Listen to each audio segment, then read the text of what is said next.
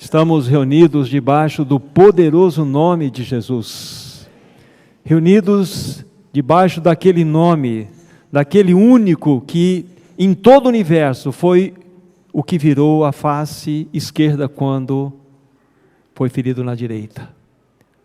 Estamos reunidos debaixo daquele poderoso Senhor que quando demandaram dele a túnica, ele entregou a capa. Estamos reunidos debaixo do nome daquele que, quando obrigaram ele a andar 1 milha, ele foi com os que demandaram dele 2 milhas.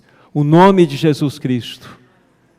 Estamos reunidos debaixo do nome daquele que disse aquelas palavras poderosas antes de render o Espírito lá na cruz. Tudo está consumado. Irmãos e irmãs, há um Deus ferido no governo desse universo, ferido de amor por nós.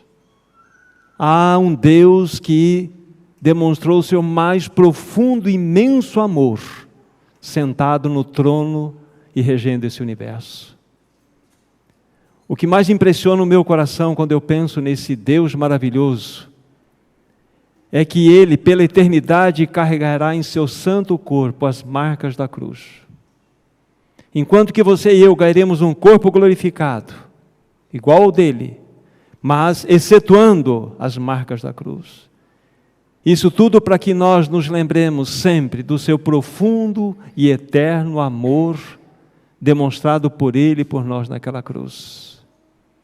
Que nome poderoso nós temos diante de nós, irmãos e irmãs. O nome de Jesus. E é debaixo desse nome que nós nos encontramos nessa noite. Que realmente Ele seja honrado, seja glorificado no meio dos santos. Que, de fato, a sua palavra suba aos nossos corações e encontre corações como o de Maria naquela oportunidade em Betânia. Um coração atento, um coração desejoso de ouvir aquilo que o seu amado queria dizer. Então nós, como Maria em Betânia o fez naquela oportunidade, faremos nessa noite. Olharemos para a beleza do nosso amado Senhor, mas também teremos nossos ouvidos atentos a tudo aquilo que Ele deseja falar. Nós receberemos a sua palavra como vinda diretamente dEle. Vamos orar, queridos irmãos, uma vez mais. Querido Senhor, nós reconhecemos que precisamos da ação poderosa e urgente do Teu Espírito em nosso meio nessa noite. Entendemos que somente por Ele nós poderemos compreender a Tua palavra. Somente Ele pode lançar luz sobre a palavra. Somente Ele pode produzir vidas em nossos corações. Então nós contamos com o socorro do Espírito Santo, para que Ele fale nesta noite pela palavra. Visita-nos por sua graça. Nós desejamos muito isso, amado Senhor, para que somente Tu sejas o alvo do nosso coração. Somente Tu recebas toda a glória que a Ti pertence. Bendito eternamente seja o Teu santo e precioso nome. Amém. É uma alegria para mim, para minha esposa, estar com os amados nesse tempo. Já temos desfrutado um pouco de comunhão com alguns irmãos, temos tocado Cristo de uma maneira tão linda nesses preciosos e queridos irmãos. E a minha posição aqui é privilegiada de ver a face de vocês, de entender que há uma medida de Cristo em cada um aqui presente. Tocar Cristo é a realidade mais linda que nós podemos ter enquanto o povo de Deus. Então tem sido um privilégio para nós, e que realmente Ele fale ao nosso coração hoje, bem como amanhã também, através da sua palavra. Antes mesmo de eu dizer qual o encargo que tenho no coração para partilhar hoje e amanhã com os meus irmãos, vamos tomar 3 porções das Escrituras Sagradas para registrá-las. A primeira delas é 1 Coríntios capítulo 12, e o versículo é o 3.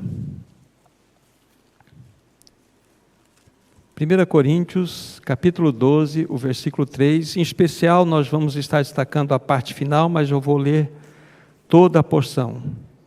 Diz assim a palavra de Deus: por isso vos faço compreender que ninguém que fala pelo Espírito de Deus afirma anátema Jesus.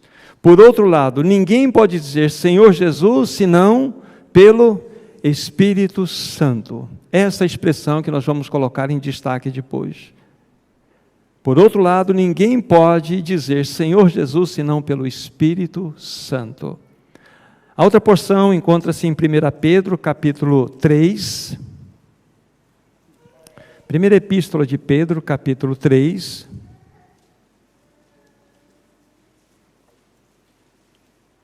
E o verso é o 15. A palavra de Deus diz assim: antes, santificai a Cristo como Senhor em vosso coração, estando sempre preparados para responder a todo aquele que vos pedir a razão da esperança que há em vós. O ponto em destaque é: antes, santificai a Cristo como Senhor em vosso coração. E por fim, a última porção para o momento encontra-se no livro de Gálatas, capítulo 5. Gálatas, capítulo 5.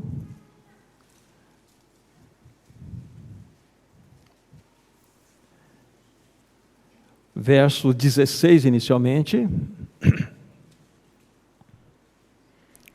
onde a palavra de Deus diz: digo, porém, andai no Espírito, e jamais satisfareis a concupiscência da carne. Esta é a primeira porção. A segunda encontra-se no versículo 25. Se vivemos no Espírito, andemos também no Espírito. Então nós vamos guardar essas porções das Escrituras lidas, e no seu tempo devido nós vamos estar convocando-as para fazer algumas observações. Então, antes mesmo de colocar aquele encargo que temos no coração para partilhar com os irmãos, permitam-me dizer algumas coisas.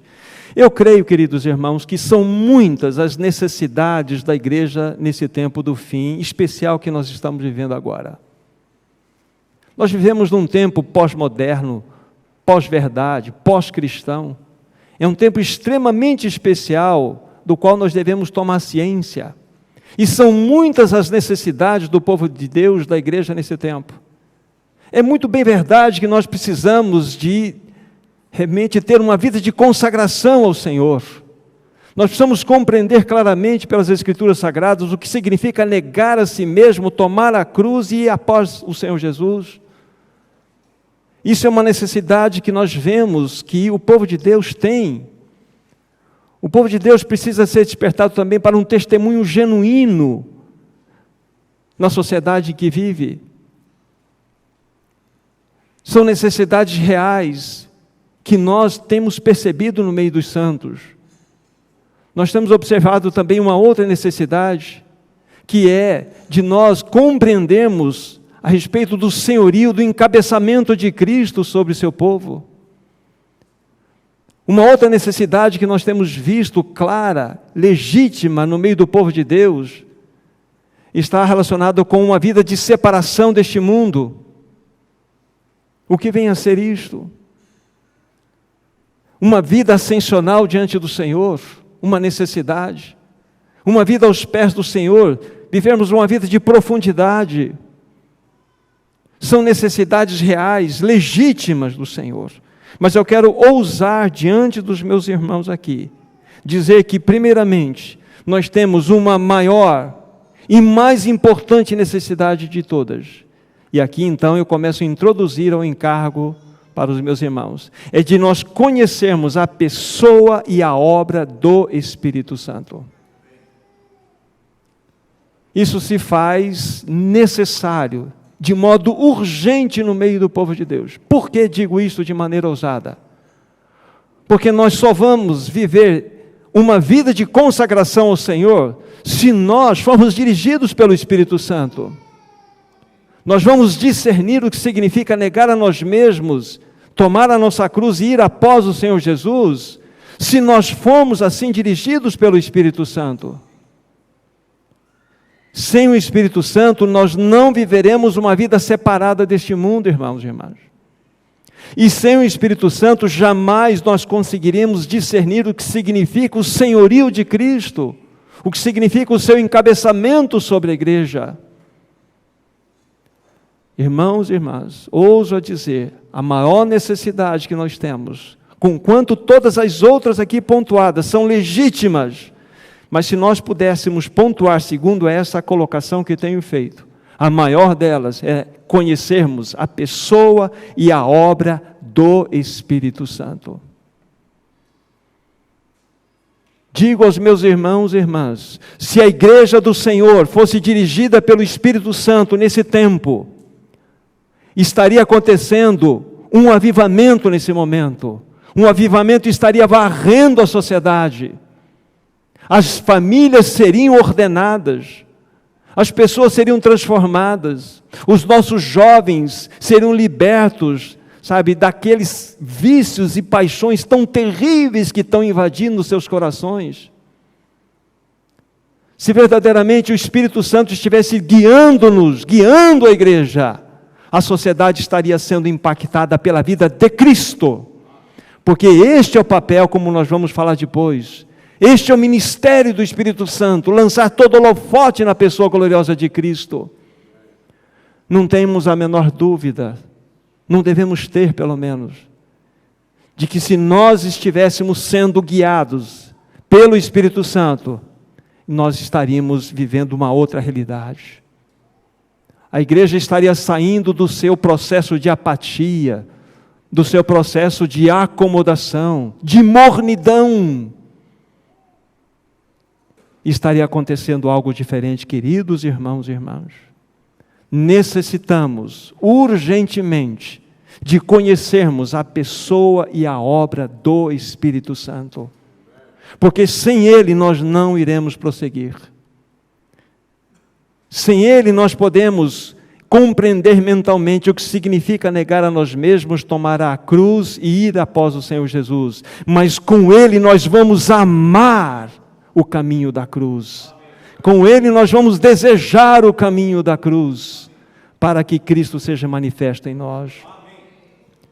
Ah, queridos irmãos e irmãs, e quando nós vamos pronunciar essa expressão, esse nome glorioso, Espírito Santo, nós devemos fazer da seguinte forma: Espírito, crie-se uma pausa e falemos depois santo. Ele é santo. E Ele precisa habitar em vasos santos. Ah, queridos irmãos e irmãs, como nós precisamos conhecer essa gloriosa pessoa do Espírito Santo. E aqui está então colocado o meu encargo para os meus irmãos. E hoje o que vamos fazer? Hoje nós vamos colocar algumas verdades que tocam nos aspectos dos fundamentos desse assunto tão maravilhoso, tão precioso, que é a pessoa e o ministério e obra do Espírito Santo. E amanhã, com a ajuda dele mesmo, vamos estar tocando em alguns aspectos mais práticos, até levantando esses textos que fizemos como colocações no início para os meus irmãos aqui.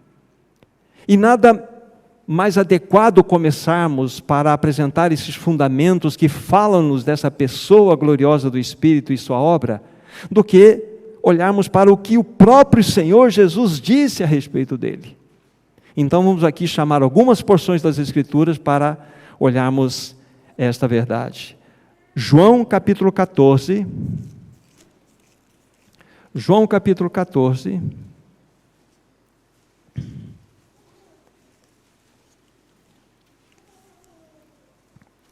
O verso é o 26. Então, o que estamos fazendo então a partir desse momento? Olhando nas Escrituras Sagradas aquilo que o próprio Senhor Jesus tem a nos falar a respeito da bendita terceira pessoa da Trindade, o Espírito Santo. Verso 26.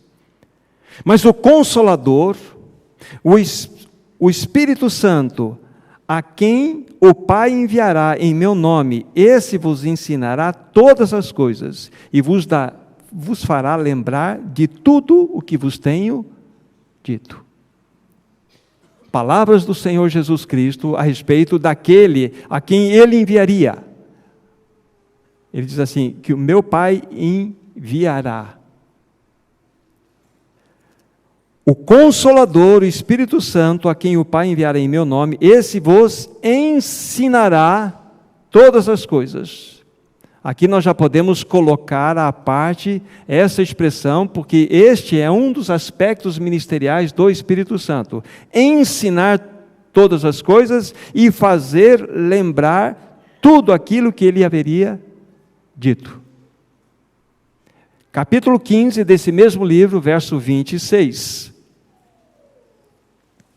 Quando, porém, diz a palavra de Deus, vier o Consolador, que eu vos enviarei da parte do Pai, o Espírito da verdade, que dele procede, esse dará testemunho de mim.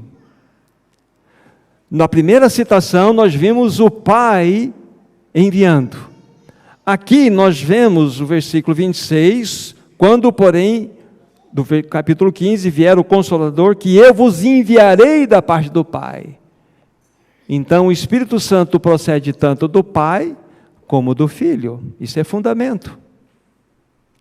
E aqui, novamente, nós temos um pouco mais do aspecto ministerial que envolve a bendita terceira pessoa da Trindade. O Espírito da verdade, que dele procede, esse dará testemunho de mim. Então está ficando claro para nós, nas palavras do Senhor Jesus Cristo, aqui a respeito da pessoa e da obra do Espírito Santo. O que nós estamos destacando é exatamente que o Espírito Santo já está levantando todo o seu holofote para a pessoa gloriosa de Cristo Jesus. Agora, no capítulo 16 desse mesmo livro, nós temos uma outra porção, versículos 13 e 14. Quando vier, porém, o Espírito da verdade, ele vos guiará a toda a verdade, porque não falará por si mesmo, mas dirá tudo o que tiver ouvido, e vos anunciará as coisas que hão de vir. Ele me glorificará, porque há de receber do que é meu e vou-lo-á de anunciar. Não está claro para nós, irmãos e irmãs? O Senhor Jesus falando do Paráclito, falando-nos do Consolador. E aqui, novamente, é reforçado para nós. Quando vier, porém, o Espírito da verdade, ele nos guiará toda a verdade. Olha que interessante. Ele não falará de si mesmo, mas dirá tudo o que tiver ouvido e vos anunciará as coisas que hão de vir. Não é impressionante isso? Ele não veio se autopromover, ele não veio trazer nenhum tipo de revelação nova, porque lá em Hebreus capítulo 1, versos 1 e 2, já está escrito, tendo Deus outrora falado aos nossos pais, muitas vezes, de muitas maneiras, nesses últimos dias nos falou. Toda a revelação, tudo aquilo que Deus precisava falar, Ele já falou no seu Filho. Então o Espírito Santo vai lançar todo o holofote nele, para que dele, do Senhor, proceda tudo aquilo que nós precisamos receber. Porque já nos foi dado, já nos foi plenamente revelado. Não há mais novidade. E no versículo 14 ainda o Senhor diz assim, Ele me glorificará, porque o que há de receber é meu e vou-lo-á de anunciar. Nós percebemos aqui um holofote claro, destacado, na pessoa gloriosa de Cristo. Ou seja, toda a glória é lançada na pessoa do Senhor Jesus Cristo. Esses poucos textos mostram-nos como fundamentos, de modo claro, o que o próprio Senhor Jesus disse com relação à pessoa e à obra do Espírito Santo. Então é lançar todo o foco, lançar toda a luz em Cristo Jesus. E aí nós podemos chegar a um seguinte pensamento: a igreja ela não é espiritocêntrica, a igreja é cristocêntrica. O que é uma igreja cheia do Espírito? É uma igreja que tem Cristo manifesto de maneira real, onde nós podemos tocar Cristo de modo real naquela igreja. O que é uma igreja cristocêntrica? É uma igreja 100% guiada pelo Espírito Santo. Então, a maior necessidade, tenho ousado a falar isto, nós como povo de Deus temos, nesse tempo tão especial que estamos vivendo, é de conhecermos a pessoa gloriosa do Espírito Santo, bem como também o seu ministério. E já estamos vendo os destaques do seu ministério. Ele não chama atenção para si. Ele lança toda a atenção na pessoa gloriosa de Cristo Jesus. O que é um irmão, uma irmã cheio do Espírito? É um irmão, uma irmã onde nós podemos tocar Cristo. Podemos tocar essa beleza de Cristo naquele irmão, naquela irmã que é governada pelo Espírito.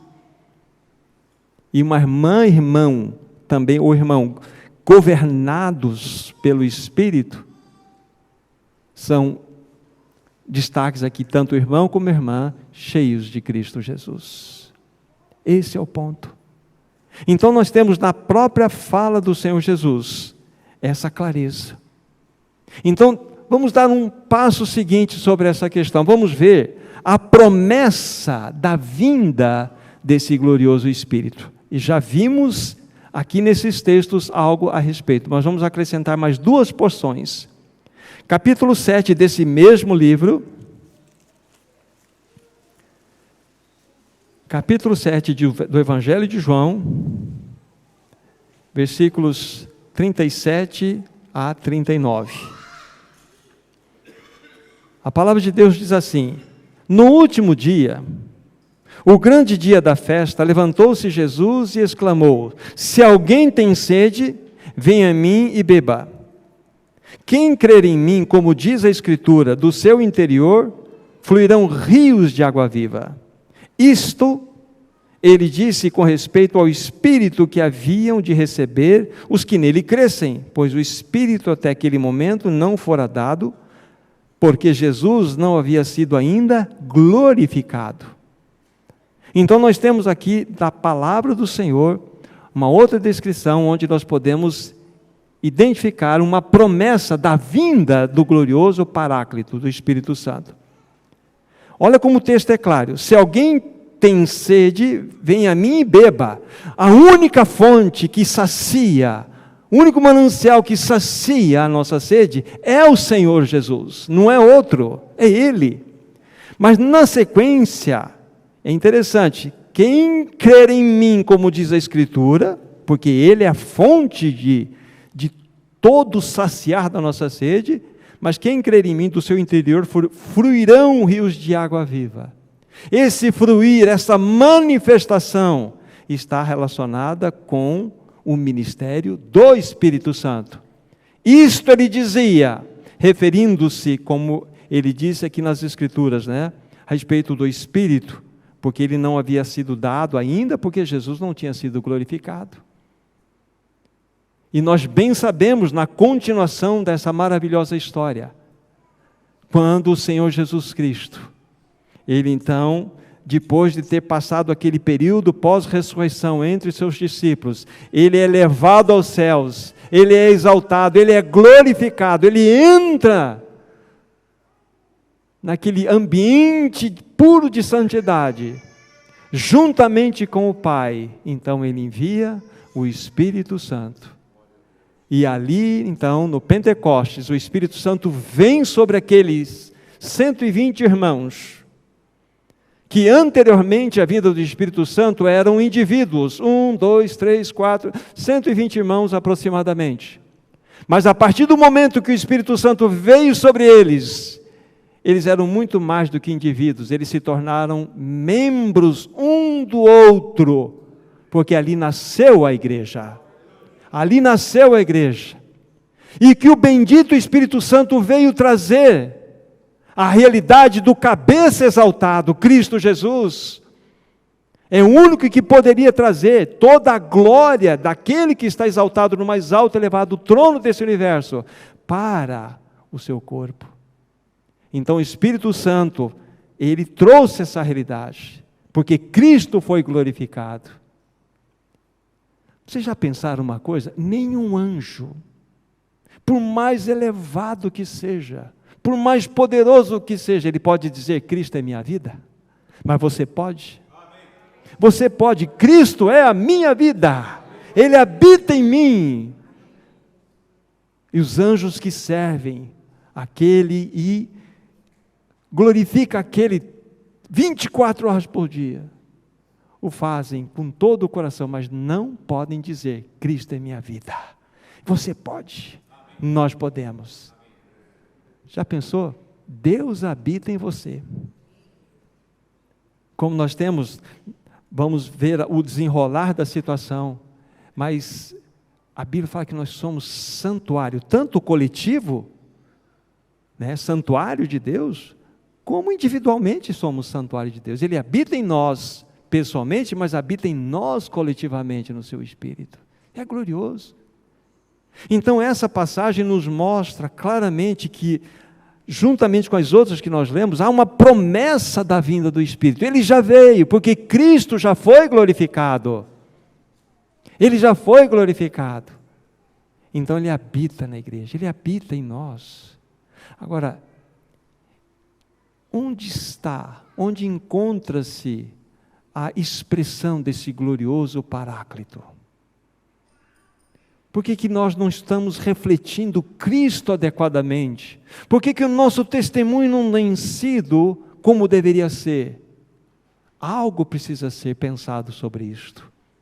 E o que estamos fazendo hoje é simplesmente estabelecendo esses fundamentos que nós já conhecemos. Mas para entender a perspectiva, lógico, diretamente do Senhor Jesus, como estamos vendo, das Escrituras Sagradas, quem é essa pessoa gloriosa e qual o seu ministério fundamental. Vamos pegar uma outra passagem nesse mesmo Evangelho, capítulo 14 agora de João. Já estivemos há pouco ali, mas vamos ver uma outra porção. É o capítulo 14, a partir do versículo 16. E eu rogarei ao Pai, e Ele vos dará outro Consolador, a fim de que esteja para sempre convosco, o Espírito da verdade, que o mundo não pode receber, porque não o vê, nem o conhece. Vós o conheceis, porque Ele habita convosco e estará em vós. Não vos deixarei órfãos, voltarei para vós outros, ainda por um pouco, e o mundo não me verá mais. Vós, porém, me vereis, porque eu vivo e vós também vivereis. Naquele dia, vós conhecereis que eu estou no meu Pai, e vós em mim, e eu em vós. Aqui está uma outra gloriosa promessa das Escrituras Sagradas. O Senhor Jesus está dizendo aos seus discípulos, e é interessante pensarmos rapidamente sobre isso, que a porção reservada nas Escrituras aqui, até pelo próprio Senhor Jesus, para falar desses assuntos, é uma porção elevada.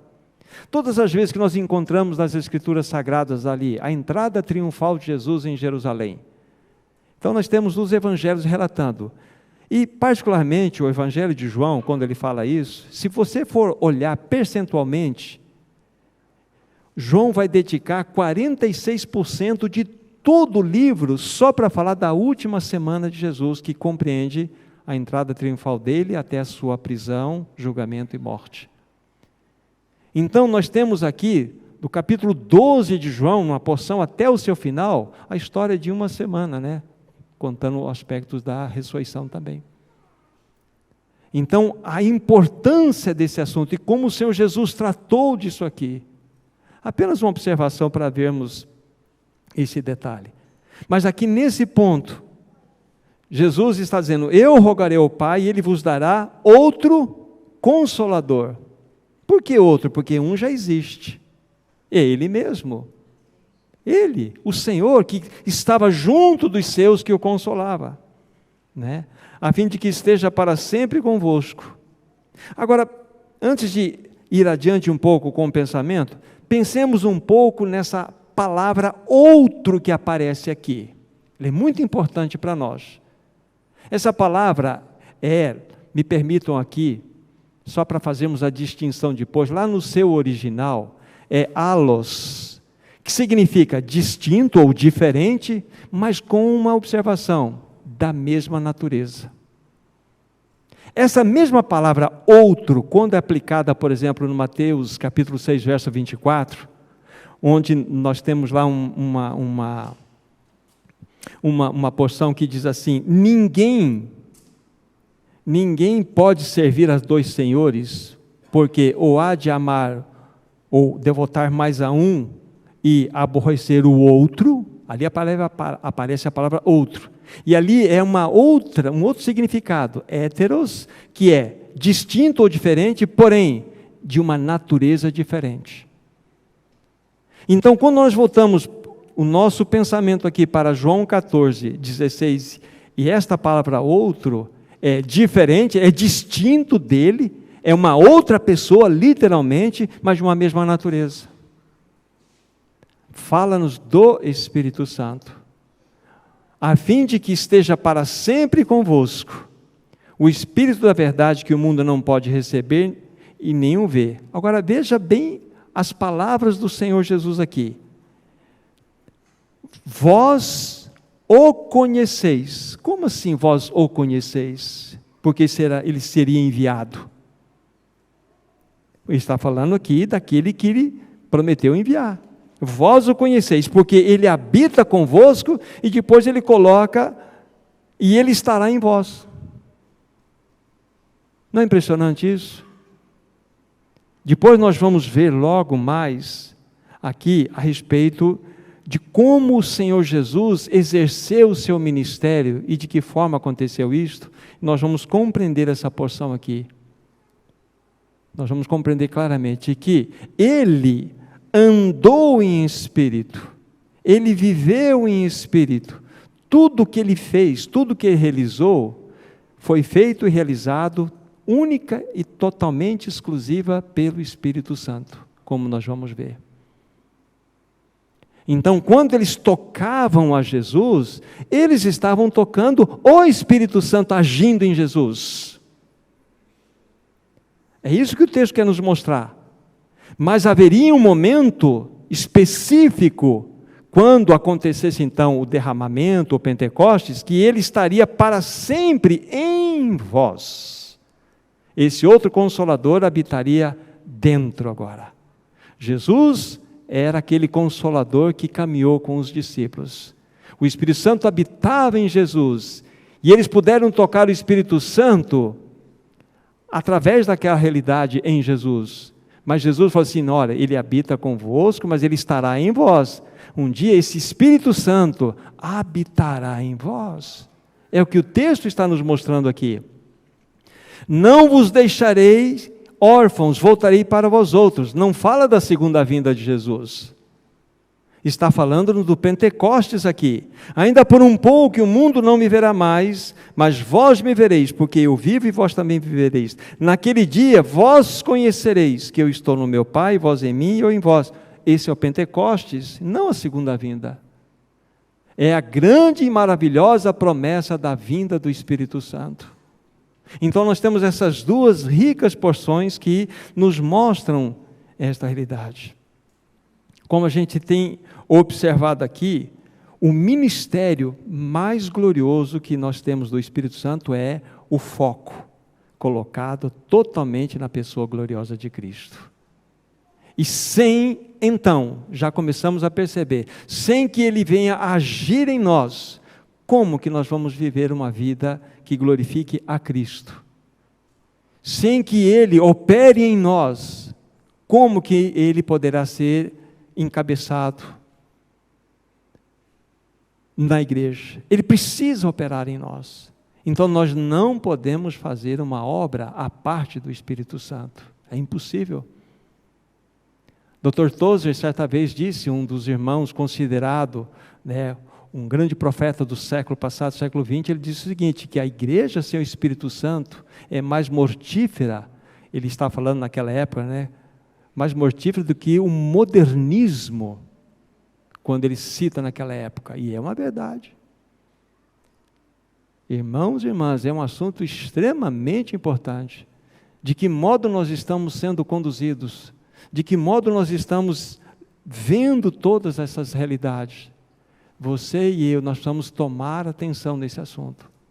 Precisamos colocar a boca no pó, para que realmente sejamos socorridos por esse mesmo Espírito Santo, para que Ele assuma o seu posto devido no meio do seu povo. Ele precisa exercer o seu senhorio em nós, para que a expressão do Senhor Jesus seja uma realidade. Nós precisamos do socorro do Espírito Santo. Agora, o que vamos fazer? Vamos olhar algumas situações que envolveram o ministério do próprio Senhor Jesus e vamos ficar surpreendidos. Peguemos o livro de Mateus, por favor.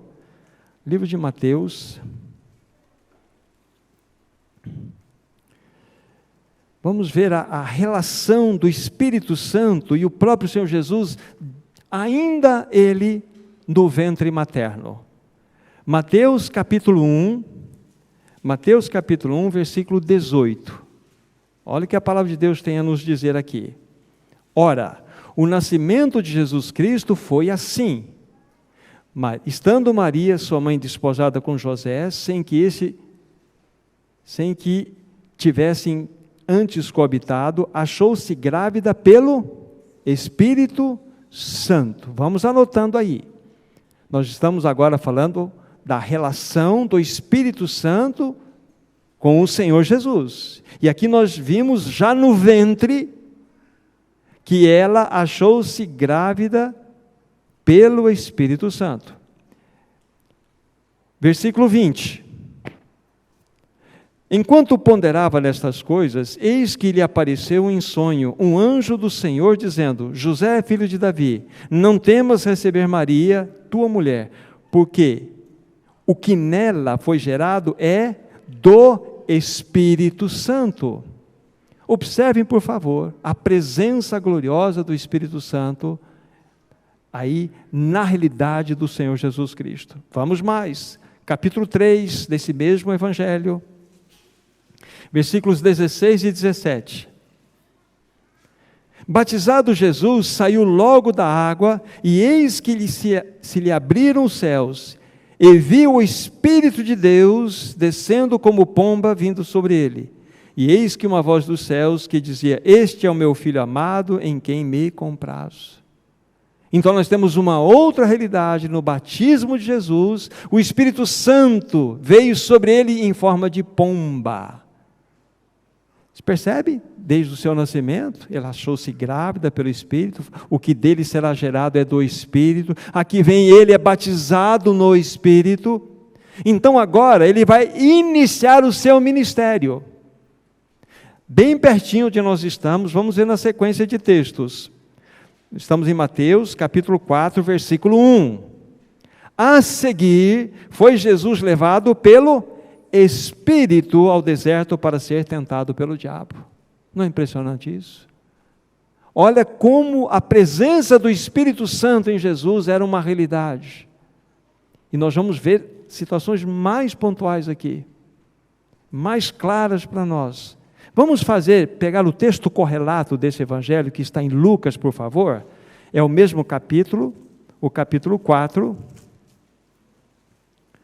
o versículo 1. É o mesmo relato na perspectiva de Lucas agora. Lucas 4, verso 1. Jesus, cheio do Espírito Santo, voltou do Jordão e guiado pelo mesmo Espírito no deserto.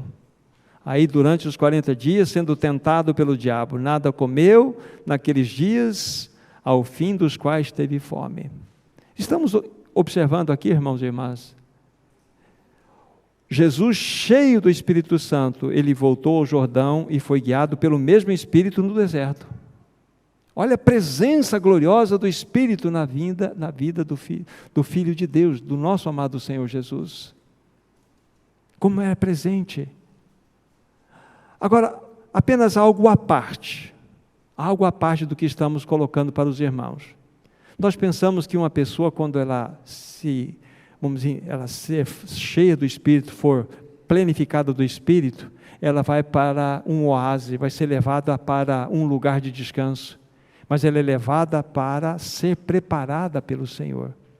Jesus, cheio do Espírito, ele é levado ao deserto para sofrer as mais duras provas, mais duras tentações, inimagináveis até por nós.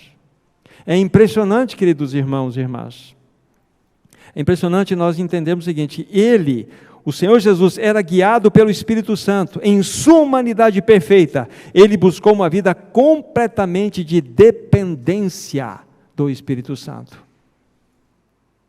Ele era verdadeiramente Deus, verdadeiramente homem. Sempre foi.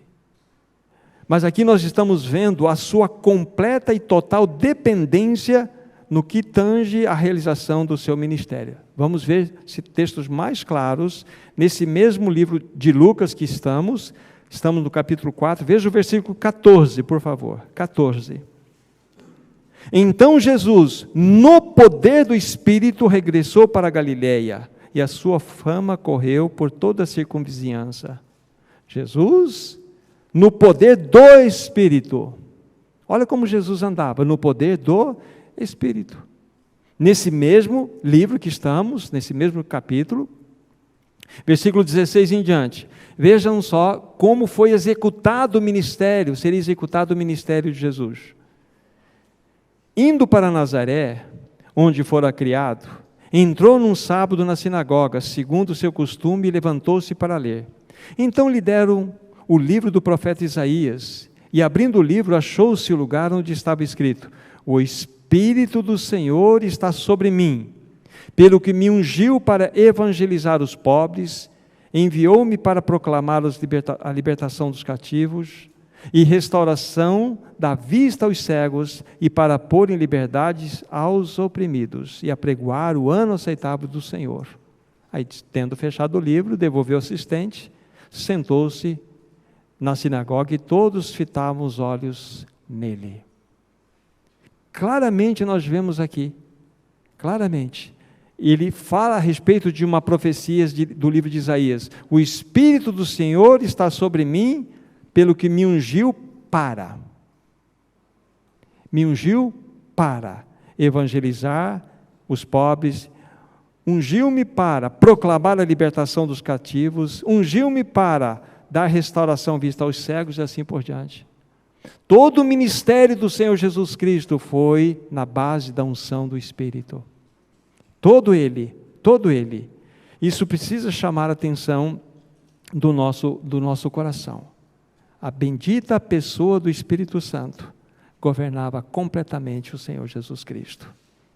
Ele, o Senhor Jesus, ele decidiu desde o início não ministrar com a sua divindade inerente, e sim ministrar mediante a unção do Espírito Santo.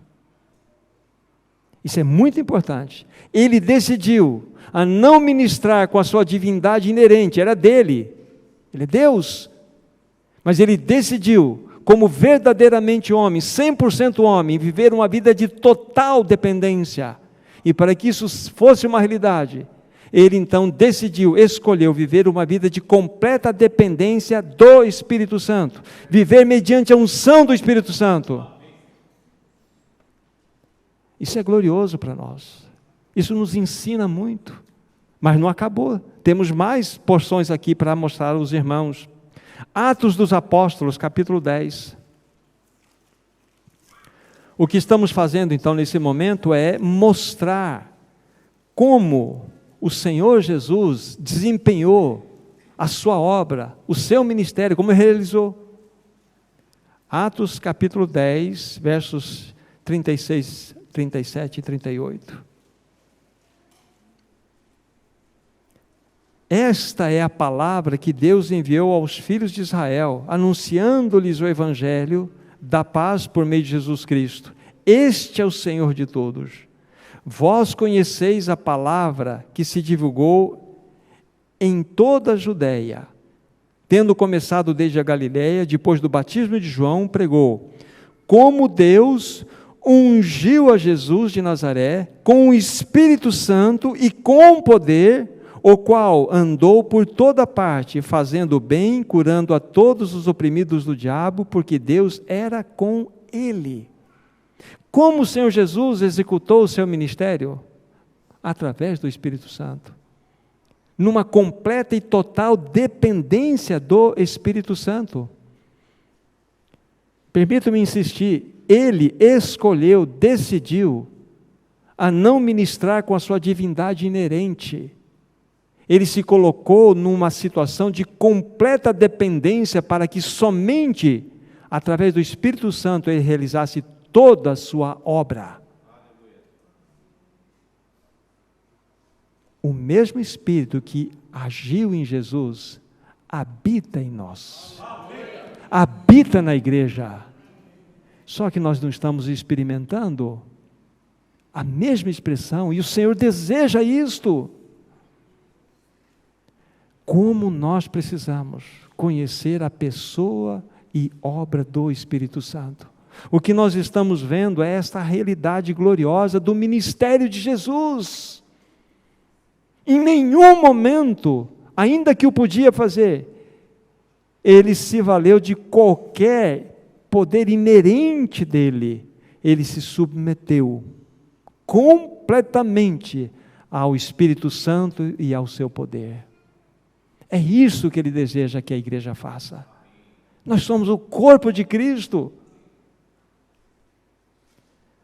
Atos dos Apóstolos, capítulo 1, nós estamos em Atos, volte para o capítulo 1, versículos 1 e 2. Vejam só como que ele estabeleceu, quando ele trouxe os mandamentos aos seus.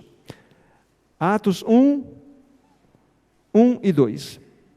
Escrevi o primeiro livro, ó Teófilo, relatando as coisas que Jesus começou a fazer e ensinar, até o dia em que, depois de haver dado mandamentos por intermédio do Espírito Santo aos apóstolos que escolhera, foram elevados às alturas. Como ele trouxe os mandamentos aos discípulos, aos apóstolos? Pelo Espírito Santo. Pelo Espírito Santo. Não é claro para nós? Isso é maravilhoso. Como precisamos conhecer a pessoa e a obra do Espírito Santo. Infelizmente, muitas vezes, por uma situação de ignorância, nós podemos estar classificando a Trindade de maneira hierárquica. O Pai num patamar, o Filho um pouco mais abaixo, o Espírito Santo mais abaixo ainda. Mas isso é uma heresia. Pai, Filho e Espírito Santo são, na realidade, a expressão de um Deus único, indivisível, que subsiste em três pessoas distintas, que vivem em absoluta e perfeita comunhão, mas são distintos, tendo seus mais diversos ministérios e ações, mas são um. É um mistério para nós, mas são pessoas distintas. Nós não podemos tratar o Espírito Santo como uma força, como uma energia. Ele é uma pessoa, ele é Deus. E como nós iremos executar a obra do Senhor nesse tempo sem a ajuda do Espírito Santo? Aliás, nós estamos vivendo a dispensação da graça, mas também é conhecida como a dispensação do Espírito. Virá a do reino, mas nós estamos na dispensação do Espírito. Mas nós não temos dado um lugar adequado a Ele no meio da Assembleia. Nós precisamos que Ele mesmo nos socorra. E se Ele achar caminho em nosso coração, Ele vai se expressar. Nós vamos largar nossas fórmulas, nossos jeitos, nossas maneiras, e Ele vai falar, este é o caminho, andai por Ele.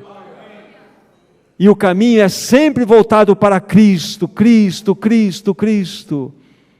O que Ele vai fazer no nosso meio, se não manifestar Cristo? Ele revela Cristo. Esse é o seu grande e maravilhoso ministério. Glorificar a Cristo Jesus. Mas nós precisamos dar um lugar de preeminência a Ele. Ele precisa ocupar o lugar no nosso coração. Porque só Ele que pode dar aquelas realidades tão lindas e necessárias que lá na introdução nós falamos sobre elas. Só Ele vai nos levar a uma vida de consagração ao Senhor. Só Ele vai nos levar a uma vida ascensional. Só Ele, porque Ele vai nos conduzir a Cristo. Como precisamos desse Paráclito maravilhoso agindo em nós. Vamos pegar mais uma porção, livro de Hebreus, capítulo 9. Capítulo 9, versículo 14. Olha a presença do Espírito Santo constantemente na vida do Senhor. Muito mais, repetindo Hebreus 9, verso 14, muito mais, o sangue de Cristo, que, pelo Espírito eterno, a si mesmo se ofereceu, sem mácula a Deus, purificará nossa consciência de obras mortas para servirmos ao Deus vivo. Veja a presença do Espírito Santo, naquele momento quando Ele se ofereceu por nós, naquela cruz. Que comunhão perfeita! Então nós vemos o ministério do Senhor Jesus, todo ele, desenvolvido única e exclusivamente através do Espírito Santo. Nós ousaremos tomar outro caminho como seu corpo, o corpo de Cristo? Não podemos. Então por que nós não estamos experimentando, sabe, um movimento de vida, claro, que as pessoas podem tocar? É porque nós não temos dado a primazia ao Espírito Santo no que concerne a Ele agir em nós, entre nós. Insisto, o que Ele vai fazer é lançar luz sobre Cristo, luz sobre Cristo. Ele não se autopromove, Ele não tem nenhuma revelação nova para nós, porque já foi dado tudo em Cristo. O glorioso ministério dele é nos apresentar a Jesus. Esse é o nosso amado Senhor Jesus. Como disse, sabe, o Senhor Jesus, Ele não usou da sua divindade inerente, mas Ele dependeu única e exclusivamente da unção do poder do Espírito Santo. Esse mesmo Espírito habita em nós. O Senhor Jesus, Ele não autodirigia-se, Ele não autogovernava-se, ainda que Ele podia. Vejamos algumas passagens nesse sentido, e tudo isso está corroborando o que estamos falando. Toda a sua vida foi dirigida pelo Espírito, e sendo assim, veja que belo nas Escrituras Sagradas nós temos aqui. Voltemos para João capítulo 4, Evangelho de João capítulo 4,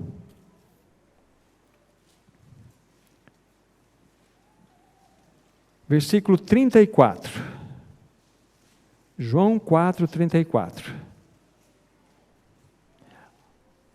Disse-lhes Jesus: a minha comida consiste em fazer a vontade daquele que me enviou e realizar a sua obra. O que dava prazer, o que realmente gerava essa alegria no coração do nosso amado Senhor. Ele diz assim, olha, uma comida representando o meu prazer, aquilo que realmente toca profundo o meu coração, consiste em fazer a vontade daquele que me enviou.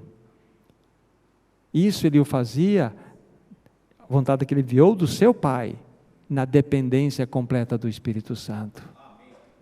Vamos pegar uma outra passagem para vermos esta beleza. Capítulo 5 desse mesmo livro, João, versículo 19. Então lhes falou Jesus: em verdade vos digo, que o Filho nada pode fazer de si mesmo, senão somente aquilo que vir fazer o Pai, porque tudo o que este fizer, o Filho também semelhantemente o faz. Nós percebemos algo glorioso aqui. Veja a vida de completa dependência desse Senhor maravilhoso. Como eu estava dizendo, ele não autodirigia-se, ele não se autogovernava. E ele podia fazer. Mas ele viveu uma vida de completa submissão ao seu Pai, pelo Espírito. Nesse mesmo livro, nesse mesmo capítulo que nós estamos, um outro verso, verso 30, só para enchermos mais dessa verdade. Eu nada posso fazer de mim mesmo. Veja quem está falando isso, é o Criador do universo. Eu nada posso fazer de mim mesmo. Na forma porque ouço, julgo. E o meu juízo é justo porque não procuro a minha própria vontade, sim a daquele que me enviou. Que Senhor maravilhoso nós temos. Esse é um Senhor maravilhoso. Um verdadeiro escravo de amor. É o que devemos ser. Nós devemos aprender com esse nosso amado Senhor, olhando da maneira como Ele conduziu todo o seu viver, na dependência do Espírito, e devemos fazer o mesmo, realizar a obra no Espírito, pelo Espírito, aí Cristo será honrado, Cristo será glorificado em nosso meio. Mais uma passagem, capítulo 6 desse mesmo livro, versículo 38, dentro dessa mesma realidade. Veja como Jesus insistiu nisso para nós. Porque eu desci do céu não para fazer a minha própria vontade, sim a vontade daquele que me enviou. Impressionante isso. Tinha algum problema com a vontade de Jesus, irmãos e irmãs? Absolutamente nada. A vontade dele era absolutamente santa, perfeita. Mas ele curvava-se diante da vontade do seu Pai, não a minha vontade, mas a vontade do meu Pai. Quando nós vemos a Trindade, nós vemos uma beleza tão grande, nós vemos um princípio ali, que é o princípio da cruz agindo. O princípio da cruz agindo. Nós, numa das passagens que nós lemos do livro de Mateus, quando o Espírito Santo veio em forma de pomba sobre Jesus, então uma voz rasgou o céu e veio sobre a terra, diz assim: este é o meu filho amado, a ele ouvi. Ele vai repetir essas palavras no Evangelho de Mateus mesmo, capítulo 17, em quem tenho todo o meu prazer, a ele ouvi. O que significa isso? O Pai lançando todo o holofote na pessoa do seu Filho. Este é meu Filho, a ele ouvi. Isso não é cruz? Esse é o princípio da cruz. Jesus falou-nos agora várias vezes: eu não vim fazer a minha vontade, mas a vontade daquele que me enviou. Isso não é cruz? Esse é o princípio da cruz. E o Espírito Santo andando de uma forma gloriosa, lançando o holofote na pessoa de Cristo, atendendo os anseios do Pai, trazendo a revelação. Isso é cruz. Este é o princípio que rege a Trindade. Esse é o princípio que deve reger a nossa vida. Esse é o princípio que regerá a eternidade futura. Agora nós precisamos conhecer esse glorioso e majestoso Espírito Santo em nossas vidas, para que Ele ocupe o seu espaço, para que nós não vivamos uma vida de independência. O que é pecado? Pecado, nós podíamos enumerar muitas coisas aqui, mas pecado pode ser traduzido com uma única palavra: independência.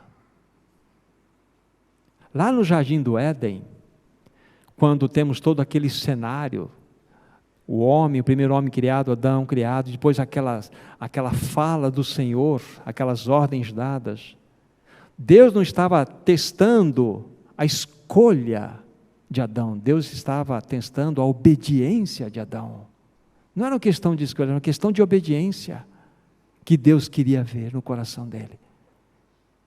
É uma questão de obediência. Pecado é independência. Agora, o que o novo nascimento faz? O novo nascimento faz com que, primeiramente, pela obra de Cristo, nós somos plenamente justificados. Justificados, pois, pela fé, temos paz com Deus. Fomos justificados pela obra perfeita de Cristo Jesus. Isso fala-nos lá no capítulo 5 do livro de Romanos. Mas o Senhor queria muito mais do que essa justificação de nós sermos apresentados como justificados em Cristo diante do Pai. Ele queria que nós tivéssemos uma vida de união com Ele. E para que isso fosse uma realidade, capítulo 6 de Romanos se fez importante. Nosso velho homem precisava ser crucificado com Cristo. Fomos crucificados com Cristo, para que, de fato, o corpo do pecado seja colocado em inoperância, desativado, para que não servamos o pecado como escravos. O Senhor queria que nós desfrutássemos de uma vida de união, então era necessário nós morrermos em Cristo Jesus. Agora, mais do que isso, a vida de um cristão é a vida de negue-se a si mesmo, tome a sua cruz e vá após o Senhor. Para quê? Para que nós saiamos dessa realidade de vida independente que nós herdamos do nosso primeiro pai. Mas você e eu, nós nascemos de novo. Ganhamos a vida de Cristo. Bendito seja o nome dele, porque ele habita em nós. Mas nós somos chamados a vivermos uma vida de discípulos, para que o nosso eu fique no seu devido lugar, na cruz. Negue-se a si mesmo, tome a sua cruz e vá após ele. Esse é o caminho. Esse é o caminho que corrige nossa vida de independência e nos coloca numa vida de submissão diante do Senhor. Não há como nós conhecermos a plena vontade de Deus se nós não vivermos uma vida de submissão a Ele. E o Espírito Santo vai sempre nos levar por esse caminho, para que nós olhemos para a cruz e contemplemos ali o nosso fim. Ali chegou o nosso fim. Agora nós vivemos por uma outra vida, a vida de Cristo. Nós somos convidados a viver a vida de Cristo, irmão. Ele não nos obriga, mas Ele nos convida. Permitam-me mais algumas colocações para os meus irmãos. É tão somente assim que nós iremos viver segundo os interesses de Deus. É tão somente assim que nós compreenderemos o eterno propósito de Deus, que é o encabeçamento de Cristo. Vamos pegar essa citação do livro de Efésios, no capítulo 1, por favor. Efésios capítulo 1, versículos 9 e 10.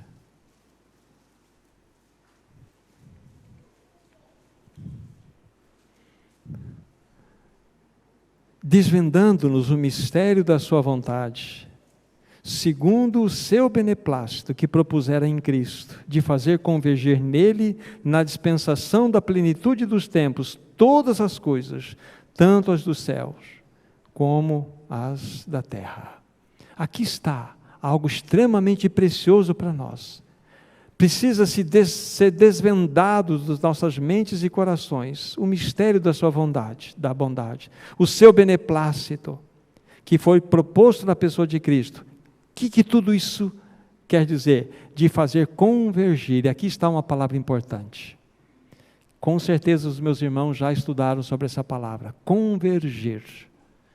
É uma palavra que no seu original ela é tão estranha que é fácil de decorar. Anakephalaiosastai. Anakephalaiosastai é uma palavra que ela é composta de duas outras palavras. Ana é uma preposição para, em direção a. E kephalaiosastai, a terminação sastai é a terminação, a conjugação, mas vem de kephalel, que é a cabeça. Então todo esse texto quer nos dizer o seguinte, que todas as coisas devem ir em direção ao cabeça, Cristo Jesus. É isso que significa convergir. É ir em direção ao cabeça. Esse é o grande e maravilhoso eterno propósito de Deus. Para que nós vivamos em torno de tudo, dele sempre. Não há nada, absolutamente nada existe no universo que não fora criado, que não fosse criado para a glória de Cristo. Quando Deus criou todo esse universo, foi por Ele, em Cristo, por intermédio dEle e para Ele. Quando nós enxergamos aquelas situações mais estranhas e interessantes do fundo do mar, aquelas vidas mais esquisitas, como se fossem arvorezinhas com um olho só, mexendo por lá. Por que aquilo lá foi criado? Para manifestar um aspecto da glória de Cristo. Cada detalhe da criação, das bilhões e bilhões de galáxias criadas, estrelas e assim por diante, tudo foi criado por Ele, por meio dEle e para Ele. Nós também. E Ele quer que nós partilhemos isto com Ele. Ele quer que nós dividamos, ou seja, Ele quer dividir isto conosco. Isso é maravilhoso. E uma última porção, capítulo 3 desse mesmo livro, versículo 10. Para que, pela igreja, a multiforme sabedoria de Deus se torne conhecida agora, dos principados e potestades nos lugares celestiais. Que promessa gloriosa envolve a sua vida, a sua vida, a sua vida, a nossa vida. É pela igreja. Não é pela pessoa de Jesus, ainda que gloriosa é, mas Ele dividiu isto conosco, para que, pela igreja, a multiforme sabedoria de Deus se torne conhecida. Nós estamos envolvidos nesse projeto. Que Senhor glorioso nós temos. Mas para que todas estas realidades subam, cresçam, tragam sentido ao nosso coração, se faz necessário conhecermos o bendito e glorioso Espírito Santo. Só Ele pode nos conduzir. Só Ele pode nos revelar esse Senhor, Cristo maravilhoso. O que fizemos hoje, irmãos e irmãs, por essa noite? Nesse aspecto, era exatamente um anseio de colocar, na medida do possível, esses fundamentos, em especial, a respeito da pessoa e obra do Espírito Santo. E um destaque que nós fizemos foi exatamente no ministério que Jesus realizou na completa e total dependência do Espírito Santo. Com a ajuda do Senhor, permitindo Ele amanhã. Então nós vamos dar um passo a mais, olhando os aspectos mais práticos que envolvem a nossa resposta nessa situação. O mesmo Espírito que operou em Jesus está em nós. Está em nós. Que gloriosa verdade e revelação é esta? Ele precisa encontrar espaço, e nós precisamos dar esse espaço. Então toda a glória e honra sejam dadas a Cristo Jesus. Toda a glória e honra sejam dadas a esse Senhor maravilhoso. E que o Espírito Santo encontre caminhos em nossos corações, para que vivamos vidas que glorifiquem a Cristo Jesus, o amado da nossa alma. Bendizemos o Teu nome, Senhor. Obrigado porque Tua palavra fala ao nosso coração. Nós desejamos sim que o Espírito Santo nos governe. Nós reconhecemos que temos pecado nessa circunstância, nessa situação. Nós temos andado pelos nossos próprios caminhos. Nós confessamos isto, Senhor.